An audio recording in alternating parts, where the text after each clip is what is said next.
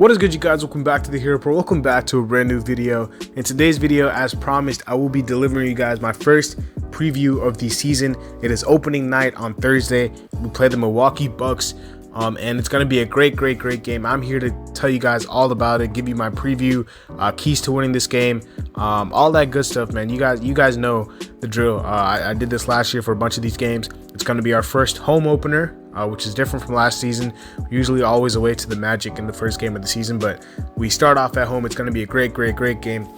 So I'm gonna be here, just giving you guys a preview. So before you guys get into it, let's leave a like, subscribe, and comment down below. And yeah, all that good stuff. You guys know what to do. We're on the road to 1,500 subscribers, and yeah, let's get there as soon as possible, man. So as I'm recording this video, the Bucks have just beaten up on the Nets for their first win of the regular season. Got their rings and looked really good against the Brooklyn Nets. And I think it all started with their defense, man. I think, you can talk about their offense, but I really think that it all started with their defense. For someone who didn't watch the game, I think where this game was won versus where this game was lost. Number one, rebounding. The Bucks, especially in the first half, had a lot of offensive rebounds that helped. They had a 10+ advantage throughout the game, with them having 54 rebounds and the Nets only having 44 rebounds, and having 8 offensive rebounds of those 10. So they really dominated the glass. As expected, the Bucks are a very big physical team inside, and they're always going to be, forced down low. We really have to key in on this because the Nets did not do a good job. And I think the Nets could have been in this game a little bit longer if they had stayed on the glass with the Bucks.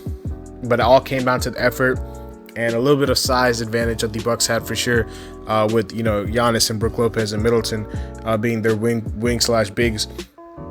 For the Nets, obviously they were playing with a depleted team without Kyrie, but their lineup was still big enough to compete. I think Claxton and Griffin were their 4-5 combo. Those should have been good avenues for them to pull out some more rebounds, and they did not. So that was the first part that really the rebounding discrepancy was the first part that really turned this game in the Bucks' favor. Second part was the free throw shooting. The Nets got to the line 23 times compared to the Bucks' 18, but the Nets only were able to convert 13 of these free throws, and the Bucks were able to convert 14 of these free throws out of their 18. So they had almost a 20%, actually even more than a 20% better free throw percentage. I don't think this will be too big of an issue for the Heat because we have good free throw shooters on our team. So that shouldn't be too big of an issue, but we'll have to see. That's not as big as the rebounding to me though, but it's still something that could play a factor in us losing the game.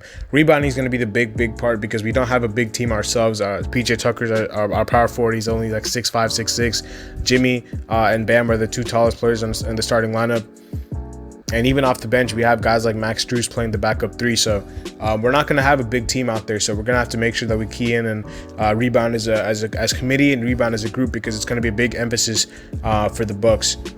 Rebounding is one of their biggest strengths, and we have to make sure they don't beat up on us on the glass.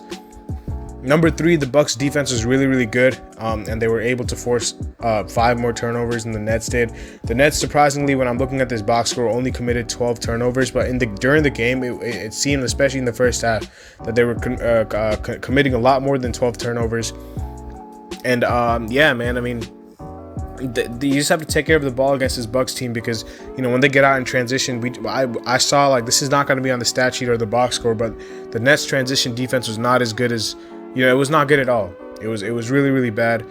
They let a lot of the communication was not good. A lot of open threes, a lot of open layups, fast break points. Like the box score I'm looking at does not have fast break points, but if it did, I would highly expect that to be largely in the favor of the Bucks, because I think they a lot of their points were transition opportunities where due to defensive miscommunication or due to a player lagging behind, it was a 4-on-5 or a 3-on-5, and the Bucks were able to kick it out for open 3, or they were able to swing it for a dunk or a layup. So, or even get to the free throw line. So transition opportunities is going to be big. We have to make sure that we're keyed in on the defensive end. We have a lot better defenders in the Nets, so I don't think this is going to be that big of an issue for us, but we still have to make sure that we key in on this, because especially because we are a team that I think commits a lot of turnovers, and if we commit turnovers, we have to make sure that we get back on transition defense and make sure that we stop their breaks, because they have a very dangerous team on the fast break, especially with Giannis spearheading that. He's near unstoppable on the fast break. So we have to make sure that we stop them on the fast break, and we have to make sure that we limit our turnovers, because this is one of the areas that really hurt the Nets, is their turnovers and the fact that their transition defense is not good at all. Number 3, we really have to make sure that we win the 3-point battle. The Nets were very efficient from the 3-point line. They shot over 50% from 3, and I think that's the reason that they were able to make these runs, these timely runs. Patty Mills, I thought, provided a great spark off the bench for them. Was actually their second leading scorer on the night, behind Kevin Durant, and with 21 points. And I thought he had a great game. Apart from that, though, they didn't really have any bench production.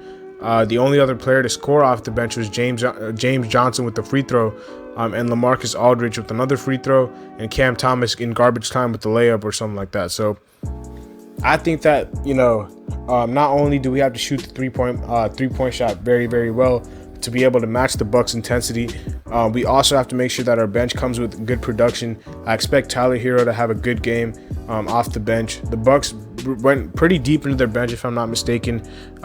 They had their rookie Sandro Mamukilishvili from Seton Hall, I'm pretty sure. He checked into the game in the first half. And I'm pretty sure the only people who checked into the game in the second half were guys like Justin Robinson and the rookie out of Greece. I'm not even sure how to pronounce his name, Giorgio something. Those were the only two who checked in the second half in the garbage time, but they had a pretty thin bench, if I'm not mistaken. Pat Connaughton and George Hill were the only two respectable pieces from last year's championship team. Jordan Nwora, I think, is really good. He's a good scorer, but he didn't really play last year, so we'll have to see if he takes that jump. He might be like a Max Strus player who just comes out of nowhere. Thanasis obviously played a little bit, 12 minutes, and then, like I said, Sandro played in the first half. Their bench is a little bit depleted, obviously, without people like Dante DiVincenzo, Bobby Portis, and even Rodney Hood, who they just picked up. And one thing that we're gonna have to keep an eye on, I don't really know the status on this guy's injury because this was really during the game. Drew Holiday, I think, left the game midway through the second quarter and was unable to come back. I think it was like a right knee or a right calf injury, contusion. I don't know if he's going to be playing this game. I'm not wishing injury on him, but if he didn't play, it would be a huge bonus for us. Not saying that it's going to be cakewalk, because they still have a lot better, they still have a lot more pieces on their team, but we'll have to see what the status on his injury is, because if he does not play, then I expect Pat Connaughton to slide into the starting lineup, and then their bench really to be Jordan Nwora, George Hill, Thanasis, and then maybe Sandro and Justin Robinson. But yeah, apart from that, Grayson Allen, he kind of stepped up into that starting position with Dante DiVincenzo being out, and I thought Pat Connaughton and Jordan Nwora gave them a good spark off the bench.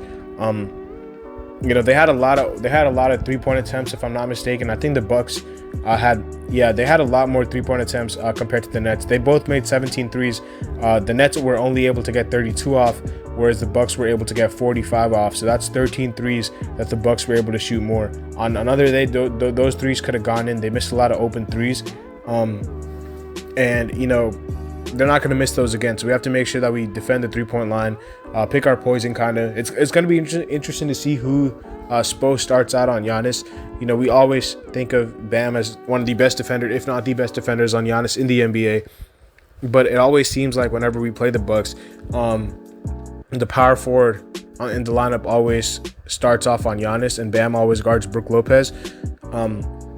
Now, I don't know if this is because Spo wants to use Bam as a help defender. I don't know if this is because Spo is concerned about the rebounding of Brook Lopez against a smaller player. But, even in the bubble, it was Jay Crowder who started off on Giannis, and then we eventually switched on some defenders onto him. Last year, it was Trevor Ariza who guarded Giannis primarily.